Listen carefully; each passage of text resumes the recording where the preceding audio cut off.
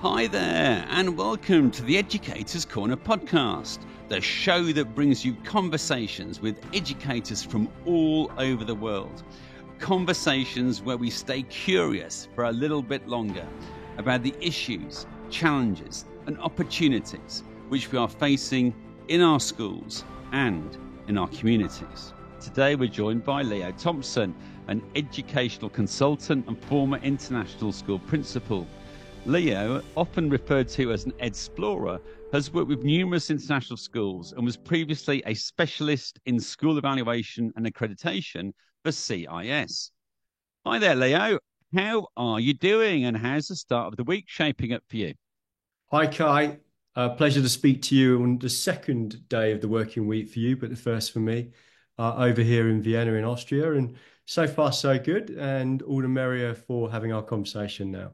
I mentioned in the intro there that you're sometimes referred to as an Edsplorer. Can you tell us a little more about Leo the Edsplorer? Yeah, I guess it's a little bit of a cheesy expression, but it came by coincidence. And really, it's just a portmanteau sort of expression, two words glued together. I'm sure you can figure them out. But somebody who's come from an educational background, but very much interested in innovation in education around the world. And by that, I mean, what are the challenges? What are the problems in education? But also, what are the potential solutions? And what might those look like in different cultural contexts? And because of my background with the Council of International Schools, I've been really, really privileged and lucky, actually, to be able to travel across cultures to different countries and explore different curricula and different approaches to learning across different education systems. So I guess it's that really. And one of my friends mentioned it to me and said, "Ah, you're an explorer," and I've said, "I'll borrow that," and that's how I see myself. Yeah. Okay, great. So we're going to be exploring an educational theme today. I mean, we started series one of the Educators Corner last year with 4 episodes on different aspects of artificial intelligence, and AI has been mentioned in the last 2 episodes to quite an extent. What could be more important than AI right now to discuss in education? Yeah, it's a big question, and I would be a little bit controversial and edgy and say HI. And by that, I mean human intelligence, which is nothing new. Of course, it's something that we've been talking about for years. But I think with the sort of rampant sort of nature of AI, which is all over the news, appears frequently in educational journals, human intelligence and why is that more important? And how can the AI serve that? I think going to be fundamental questions. So, learning to learn is the aspect that I would like to talk about. And I'd like to connect that a little bit to educational futures research by some global bodies about why learning to learn is going to become increasingly important around human intelligence and human ability. But it's a slightly bigger field than that. So I need to expand and open up, sort of unpack what learning to learn is as well.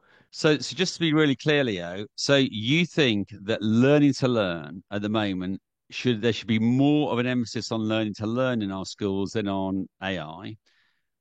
Why do you take that position?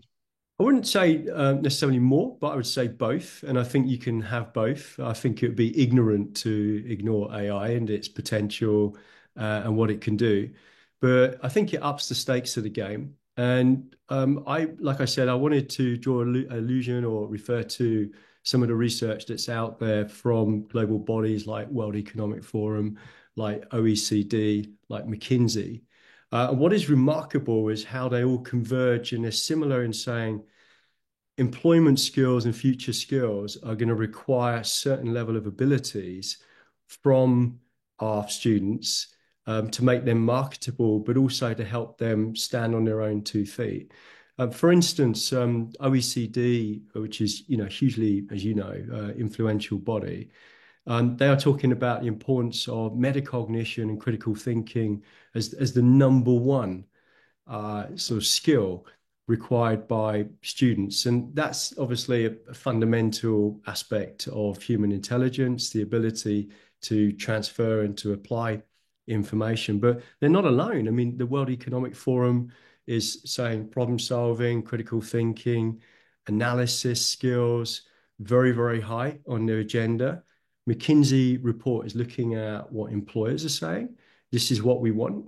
And I think what makes most sense here, and if we unpack a little bit more what learning to learn is we live in a very now dynamic, fast, forever changing world, which is increasingly unpredictable. And one of the big buzzwords out there is VUCA.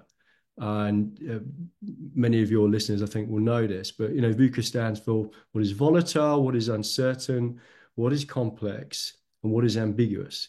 And obviously, that applies to the world of social media a great deal, but it also applies to learning. So, learning to learn is the ability for a young person to navigate that world and be able to problem solve, to apply their knowledge, to learn very efficiently, to make it stick independently of adults. And I think this is a challenge in an education system which traditionally relies heavily on adults to engender learning. And obviously, adults will still play a part, but I think that's a significant conversation. And I think that also positions why HI is going to be as important, if not more important, than AI.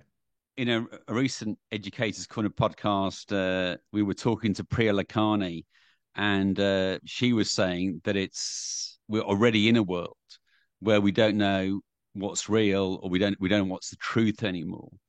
And so in that world where we don't know what's true, we don't know what's fake, critical thinking and learning to learn are more important than ever.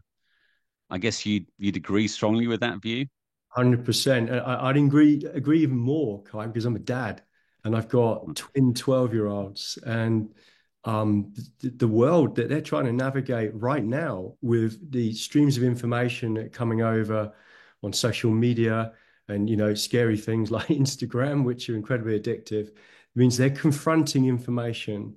And as you say, a lot of that will be misinformation or poor information, and they've got to filter that as well. And that's no less for an employee in a company that's got to make critical decisions about information and enact it. So I do think it's an incredibly relevant conversation now and will be in the future also.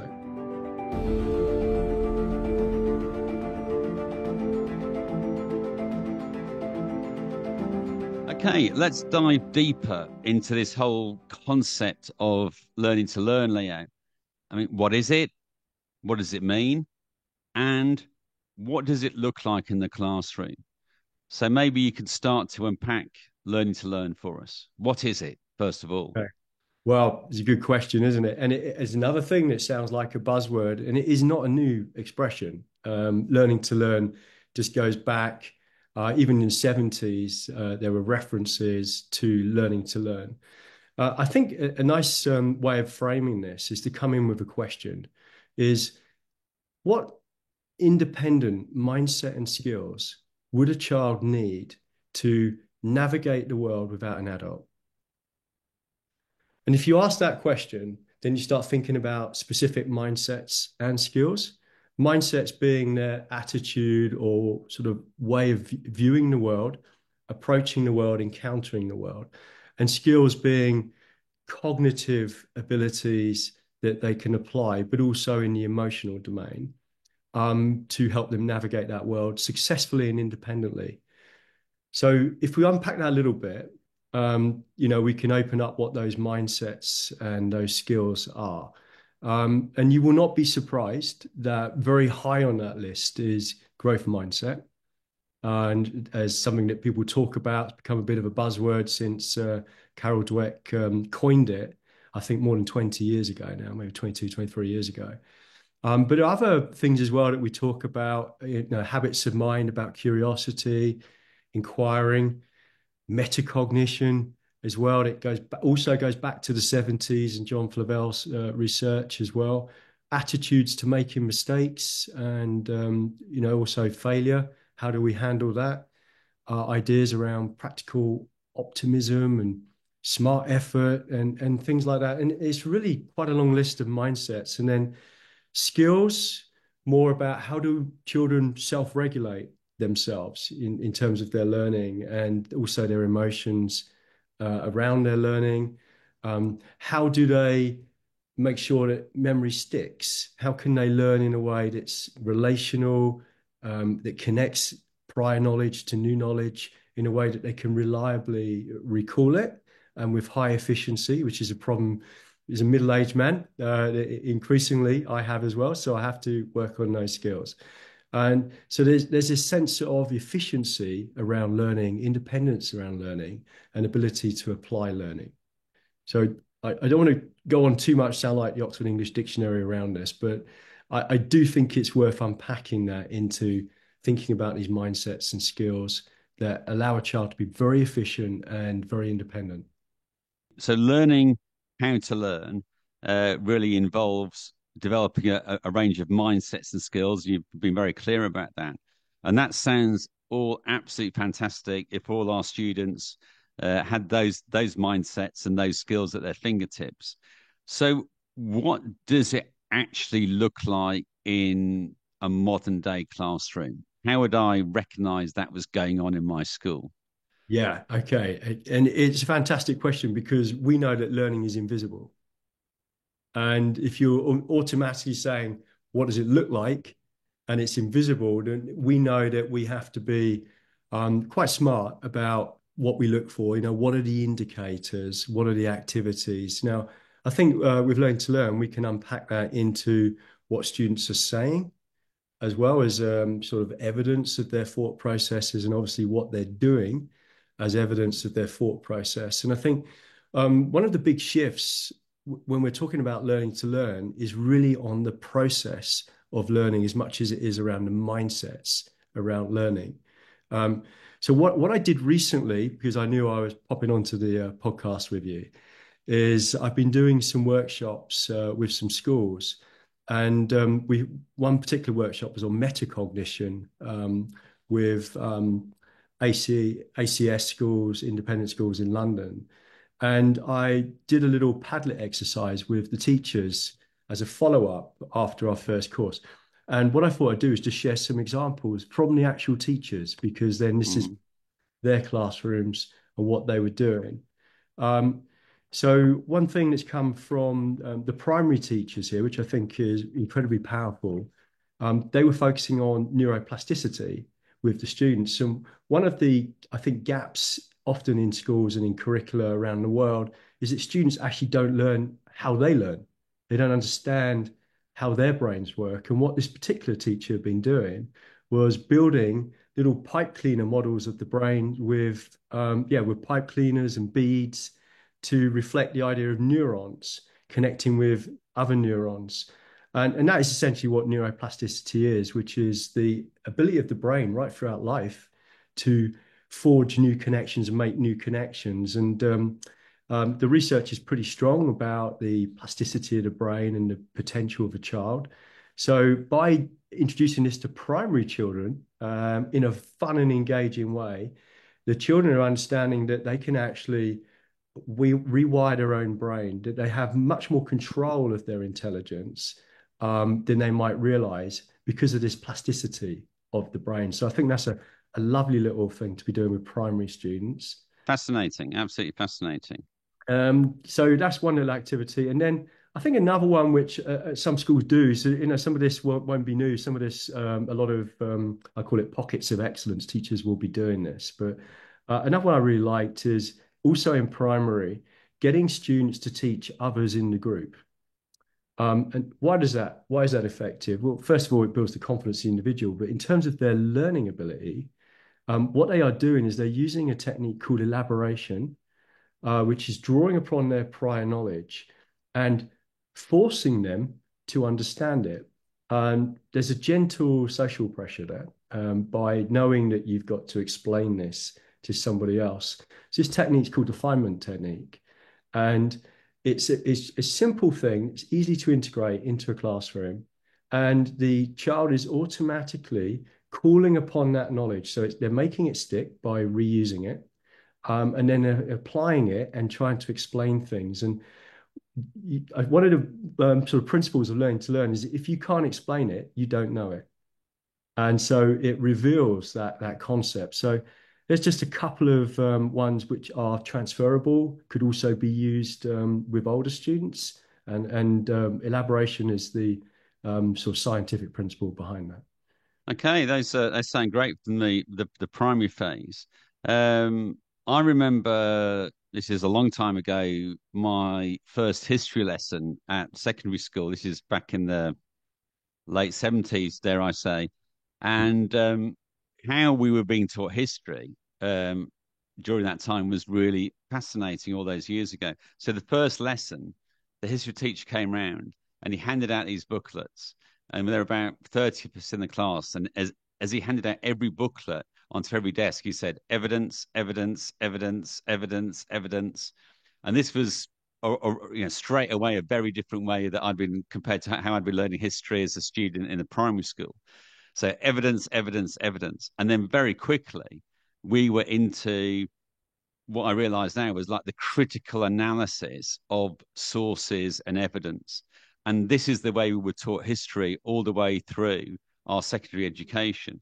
And it was critical thinking, critical analysis of newspaper articles, of historical sources, and that went on for 4 years.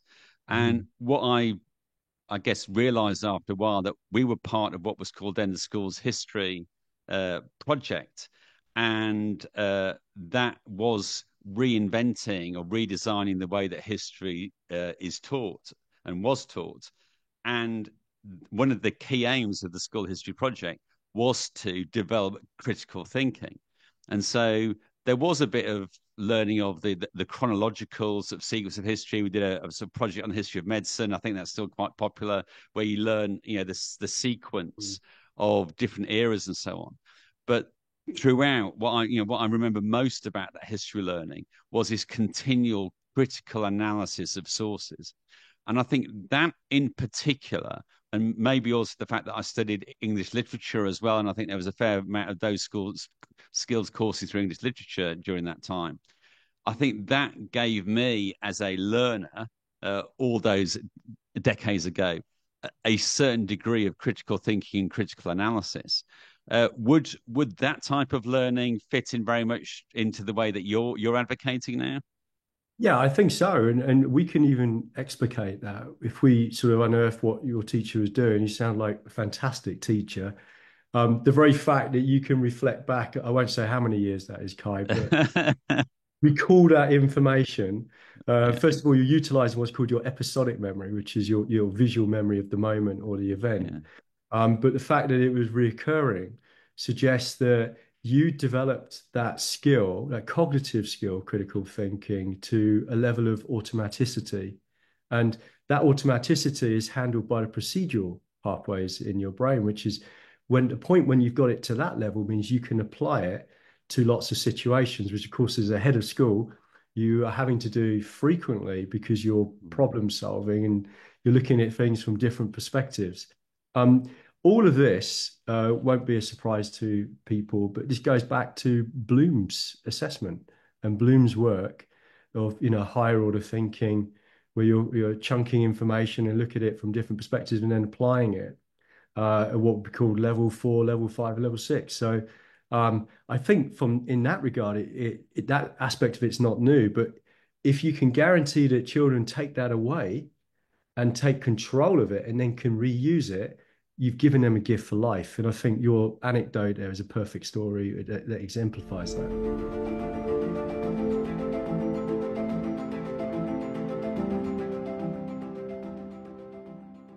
What does the assessment of learning to learn look like? How do we know that our students are actually learning how to learn? Yeah. So I think a useful thing to think about here would be sort of Dylan Williams' research, around assessment, different assessment types. And I'm not sure learning to learn is something that you can examine or use the scary word of an exam. But I think there are many forms of like ways of seeing it or assessing it, which are indicators. So for instance, if students are manifesting that they're thinking aloud, that they're asking questions, um, that curiosity of mind, going back to sort of growth mindset, that's an indicator. Um, if you see students trying again, shortly after, or even saying, can I have another go? I want to have another shot at this. That's a really good sort of example of growth mindset. And that's something that, a teacher is going to see and they're going to witness that. There's other things that you can have. You can have like self-assessment checklists where you can ask students how they're feeling and what they're thinking about, how they're progressing with their learning or, their confidence level. Again, you can build that around those mindsets that I enumerated earlier on. So I think there's a whole host of things. I mean, we often talk in schools about journaling, writing. You can also see how children note take. That's quite a visual way of seeing how they're relating ideas or connections, kind of like a mind map, but maybe a little bit more advanced. That is also a way of showing you where they're at. If you're talking to students, there's going to be giveaways there in terms of how they reflecting on their assessments, what's working well, even better if this is what I want to do next time. So I think it's a whole set of language patterns and behaviors, but some of these things will be literally manifest in their books or in their notes as well. And I could probably say a lot more, but I think those would be some examples.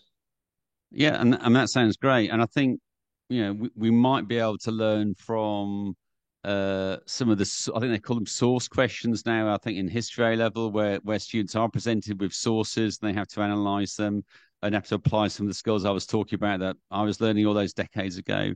I know as a teacher in my early years as a teacher of geography, we did the school's council geography project, and there was a decision making exercise which the students found really hard to revise for because there was no content or knowledge, and it was very much testing their critical skills. And I think I think maybe some of the examiners had great fun establishing or creating those decision making exercises. So you'd say, you know, there is a tourism development that's going to be opening up on this island. It could be one of 5 locations. They've all got pros and cons. Where do you think it would be best to locate this tourist development? And you'd have to then analyze the different evidence sources and come up with your decision and justify it. But I think students were really scared of those examinable decision making exercises.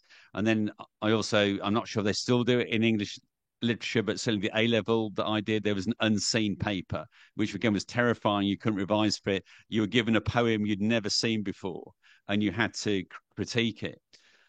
So again, I don't know from an examiner's point of view how easy it is to get consistent marking across those types of exercises. I'd imagine it's pretty difficult, even maybe now with the help of AI. But do you think there's a place, where there's something we can learn from those types of examinations that already exist? That learning to learn, there might be something to learn in there. Yeah, I think 100%. And those, as you said, those can be very scary. Those instances, and that does not just in the British education system, just across the board, unless the children are used to that style of thinking and space is made in classrooms and in curricula preparation. So if that's normalized, and I say this in a fun and engaging way, where children, and this is where project-based learning might come into it, where you might say, okay, let's pick some projects. Let's have some big challenging questions that open up that project and get you curious and, inquire.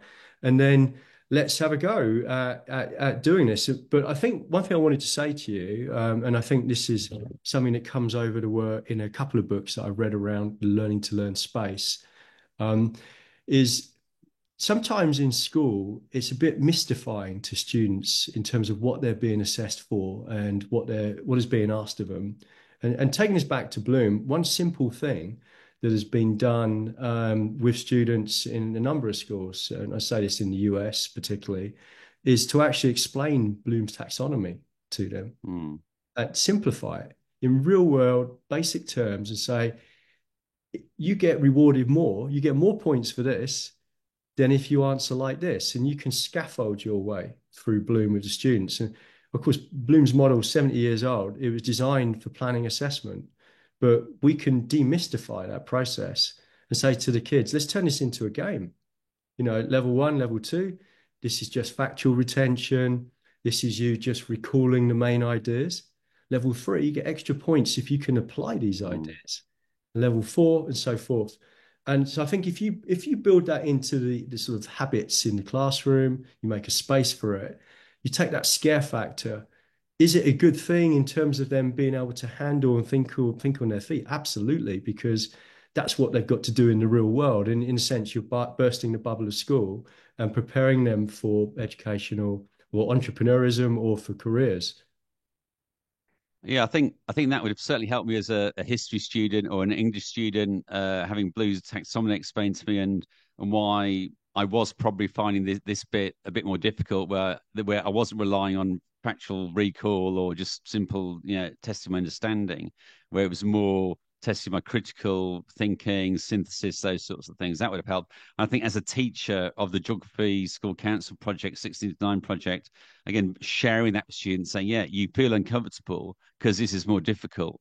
And we know this is more difficult, and it's okay to feel, you say normalize it. And Mm. I guess you could even stretch it further and say, well, if they're still feeling uncomfortable when they're going into an exam situation and we're testing these things, then maybe we haven't given them enough exposure to it, or maybe you're always going to feel uncomfortable because it's more challenging problem solving, and that is going to challenge your brain more than just factual recall. But Can I tie that back to what Jim Knight said as well in your last podcast, which I thought was fabulous.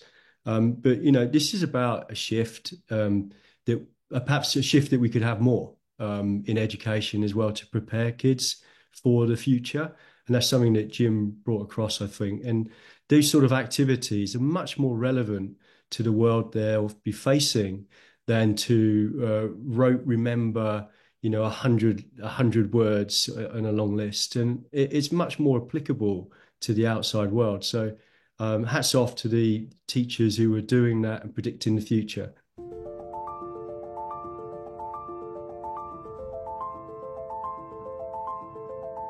okay, Leo, that's all fantastic stuff. I'm sure our listeners are getting really into this concept now of learning to learn, really wanting to get curious about this even further.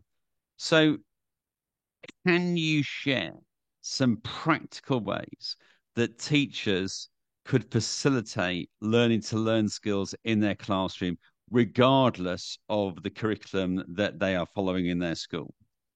Right. Okay. Yeah, exactly. Because it's a diverse world. There needs to be some things that they can just take as a principle and apply in practice. I think the first one, Kai, and it's just incredibly important, and we don't ignore this, has to be about the mindset and about the belief of the child. And if the educators have a fixed mindset about the capacity and potential of a child, that's soon going to be carried across into the child because of the what we call the Pygmalion effect, which is the ability of an adult to make a lasting impression on a child for the rest of their life. And we already know that. But so, for instance, again, sharing a little bit around the science of the brain and how it works, explaining it to the children and telling them they've got this amazing, fantastic potential. You're all born with 100 billion neurons, roughly, give or take a few million. And you can control that through process, explaining how brain cells connect, right? Lets them know that this brain of theirs it's not just a lump of lead or a brick. It's something that is malleable and that they can shape. So I'd say that has to be incredibly high on the list. So if teachers are secure in that knowledge, maybe just read around a little bit and imprint that on the child, they will sow the seed in the child's subconsciousness about what they can become. And then there are no ceilings because I think the educational world is full of myths and barriers about a child and their learning. The second one I'd probably say is very transferable, is to use a simple metaphor which might stick. And this relates to the concept that not necessarily studying doesn't always equal learning. So just to let that drop, I remember in school myself reading through books And then at the end of it, realized I couldn't remember half of what I just read, if that, that I'd kind of wasted my time, but I was kind of copying what everybody else was doing. So if studying doesn't necessarily mean learning, what's a useful metaphor? And I think a simple one would be for children to understand that there are different ways of extracting maximum learning based on the method and the process. And teachers who are very good at explaining different strategies will get different results are good. So simple metaphor, I was watching a video recently by somebody called Dave Hacks on YouTube, and all he was doing, had about 10 million views, was he had three different instruments to squeeze orange juice out of oranges of the same size. And he got extracted different amounts and quantity of orange juice, but also different quality. And I think, showing these things to children, say, hey, if you use this method, you're going to get a different result to using this method. So we need to think about this and experiment and try different things. So this child's become more self-aware and understand that, using these metaphors in the classroom will actually embed with the children. And why is that? Because human beings are impacted by metaphors. They remember them. They run deep into the subconsciousness of human beings, metaphors and analogies.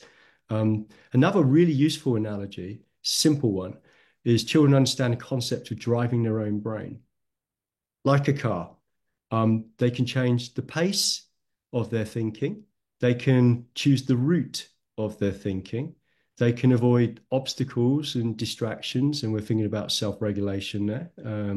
So that might be a PlayStation or that might be social media. So the idea of them learning and believing that they've actually got more control and telling these stories to students is as simple as it sounds, is actually equipping them with a fundamental justified true belief, which is they can control their learning much more than they realize. And this again ties in with neuroplasticity. That's transferable. There are all sorts of practical routines and things which I think a lot of schools do use. For instance, think, pair, share routines are very good because they're encouraging the child to slow down, consider something, share it with a friend, hear a friend's perspective to deepen their knowledge. And but again, they're using the Feynman technique, they're using the elaboration. And then by sharing it, they're also having to explain it and explicate it as well. And therefore, they're drawing on their prior knowledge. Just simple little metacognitive routines. Another one by Harvard is extend, connect, and challenge. By making that connection, they're associating it with their prior knowledge. They're more likely to remember it and to recall it. By extending it, you're giving the child a little bit more agency and a little bit more freedom. That makes the learning more relevant and interesting to them. So, I mean, there's so many, Kai, but I kind of also, because I know you're quite versed in this as well, wanted to make space for you to draw on your experience. Yeah, I think all those sound fantastic. I mean, certainly in our own school, coming back to the mindset piece, um, our you would call it motto. I think if you were a traditional school, we have two mottos. The first is well-being first, emphasizing the how important we think it is that students' well-being is cared for and that they're in the right uh, space for learning. But the second one is everyone can. And the reason we think that's so important and underpins our approach to everything we do, that we think it is really important that we are communicating that right from the outset and continually, that we believe that everybody can achieve something and ideally should be achieving something every day. So we embrace that growth mindset idea Mm, into that sort of motto or hashtag everyone can, and we use that repeatedly as emphasizing that that is a very strong belief right across our school community. And whether you're in a maths lesson, in a PE lesson, in a music lesson, doing some drama activity up on the mountains, that we believe that everyone can. And so I think that helps make sure there's consistency of that expectation right across the school.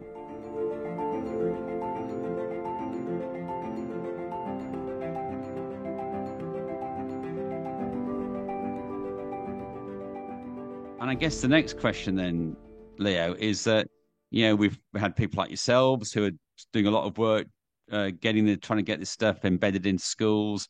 Actually, this has been going on for at least 20 years. I mean, maybe even further if we think about the Schools History Project I was talking about earlier. We've had people like Professor Guy Claxton and his Building Learning Power program that's been around for at least 20 years. You mentioned Carol Dweck and the growth mindset. There's lots of programs around to try and get that into schools. We've got Professor Deborah's High Performance Learning Program, which is in a large number of schools now in the UK and internationally.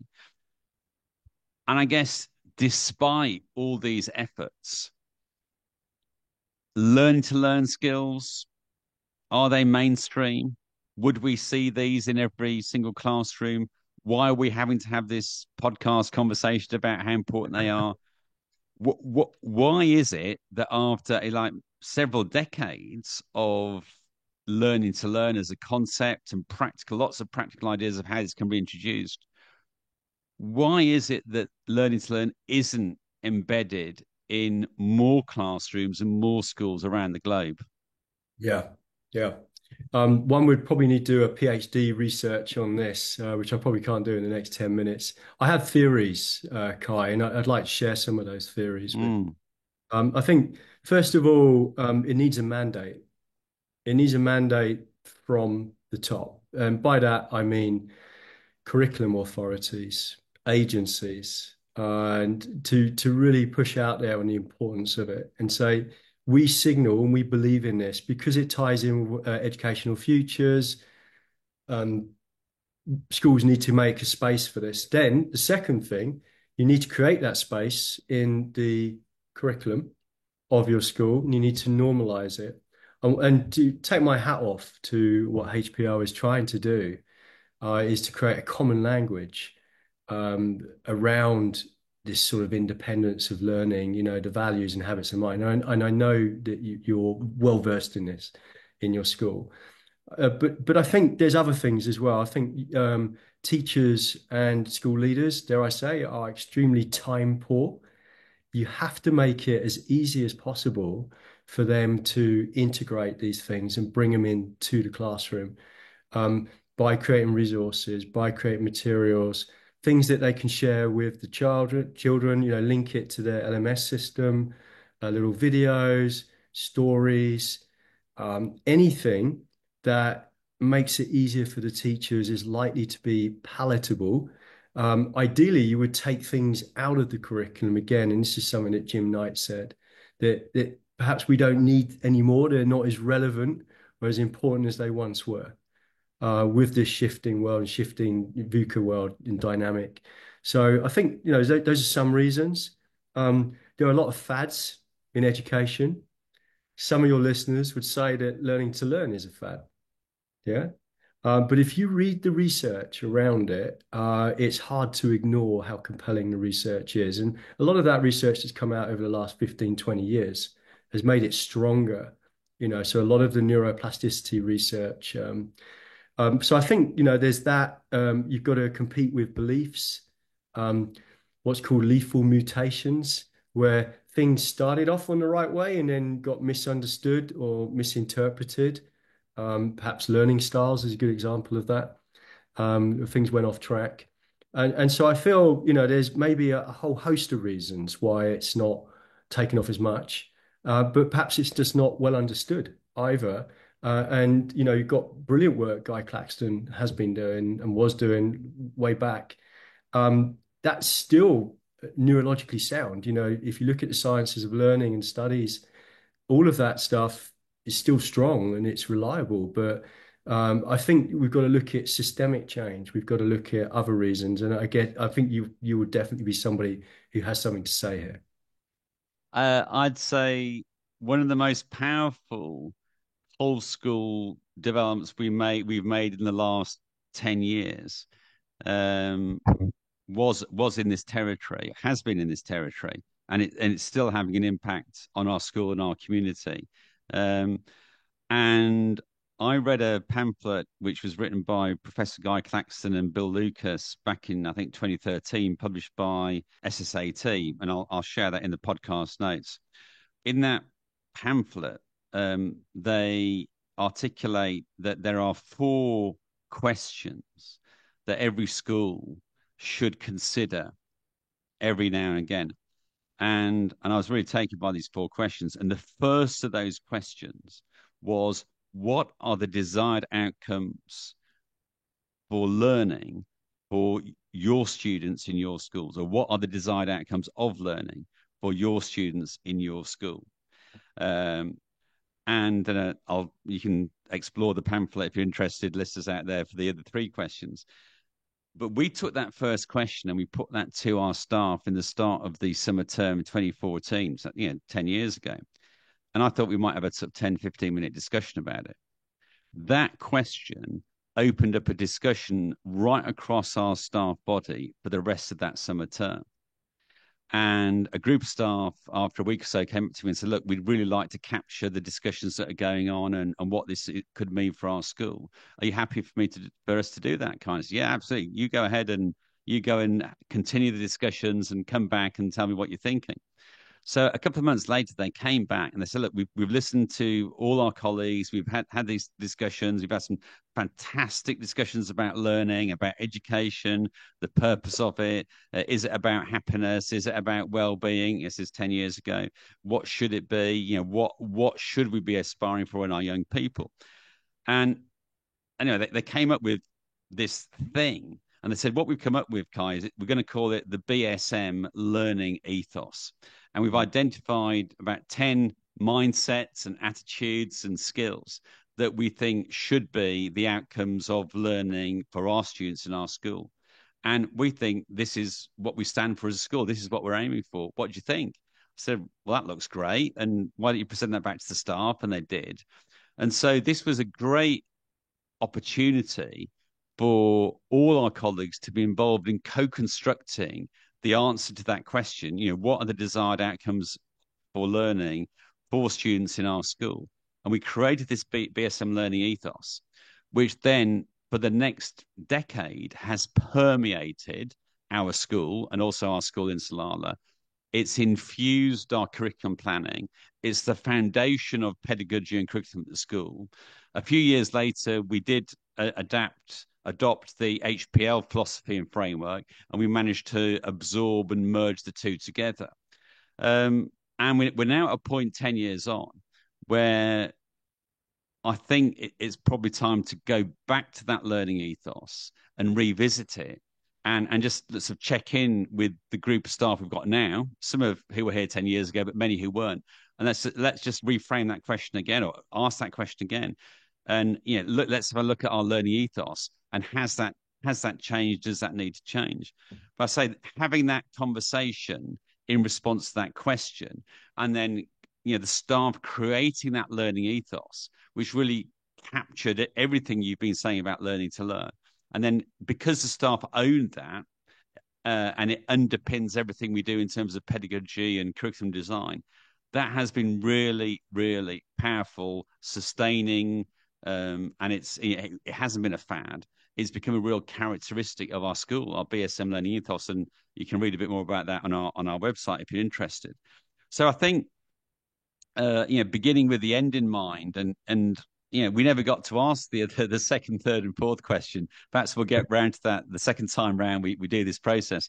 But I said that was such a powerful and enriching exercise for our school community that I would recommend anybody who's really interested in trying to move the dial or get this more into their school community, ask a powerful question like that, and you might be surprised at what you come up with, what you might end up with.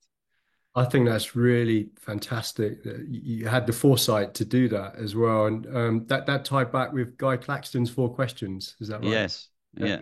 So what's wonderful about that story there is how well it aligns with what the accreditation authorities suggest. And so with my 5 years with CIS, the standard A1, which is the first one, is about the philosophy of the school and your vision, and how important it is to take a consultative processed with your community.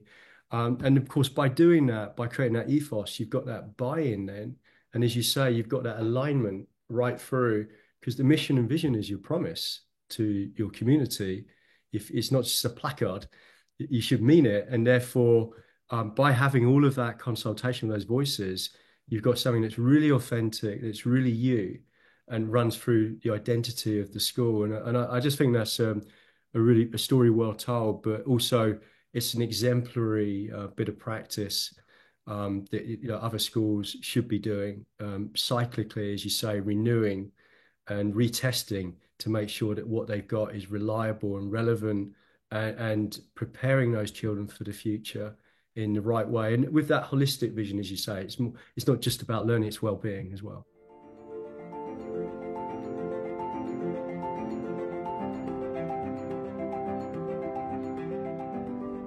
Okay, Leo, let's wrap up now with what we call the bottom lining round. This is where we're looking for concise responses to the 5 questions. So one word is okay as a response, but definitely no more than 1 sentence. Are you ready for the bottom lining round, Leo? I'm just thinking how scary this is as a former English teacher to try and be succinct and concise, but I'll give it a go, yes. Okay, so the learning to learn skill we're testing now is conciseness, I think, if there's such a thing. Right. So number 1, the biggest leadership lesson that you keep on having to learn, Leo. I would say it's all about positive influence than it is about power. Secondly, a key moment in your leadership journey that made you think differently or lead differently. That I can go much faster when I'm with my team. Number 3, your favorite way to unwind after a busy day as an educational consultant or explorer. Smashing tennis balls down the local park. Okay, question 4, leadership is? A belief in the capacity of your people to develop themselves, but also make a change. And finally, nice deep one just to end up with, the purpose of education should be to give everything you've got to the child so they've got a toolkit to be happy, successful, and well in their future. Perfect. Okay. Thank you, Leo, for joining us on the Educators Corner podcast today. Your insights into the importance of learning to learn and the practical ways to implement these skills in the classroom have been invaluable. I hope all is well there in Austria. We didn't mention that at the start, is it? That this podcast is actually coming from Austria and Oman. It is. It's live from Vienna today. Okay, thanks, Leo. We're going to end it there. Thanks very much for joining us today. Take care. My pleasure. Thank you, all the best. Thank you. You've been listening to the Educators Corner podcast, the show that brings you conversations with educators from all over the world, the podcast where we stay curious for just a little bit longer. The Educators Corner podcast is hosted by me, Kai Vasher, and produced by Stuart Pardoe, Zoe Snell and Marion James, and by BSM BSS Productions.